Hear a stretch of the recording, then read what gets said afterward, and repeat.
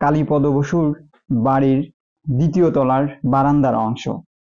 তো দেখতে পাচ্ছেন সুখের পায়রা কিন্তু আমার বাম সাইডে।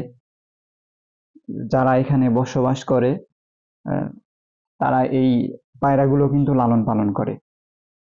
তো এই যে কাঠগুলো দেখতে পাচ্ছেন এবং লোহার যেই পাতগুলো দিয়ে এই বারান্দার গাইড গুলো বানানো আছে, এইগুলো কিন্তু শত বছর আগের। কতটা মজবুত করে বানানো হয়েছে আসলে দেখলেই ভালো লাগে। এখনকার সময়ে যদি আপনি একটি বারান্দার এই গাইড বানাতে যান, 10 বছর 5 বছর পরেই কিন্তু এইগুলো নষ্ট হয়ে যায়। আর শত বছর পরেও কিন্তু দাঁড়িয়ে আছে এই বারান্দার গাইডগুলো।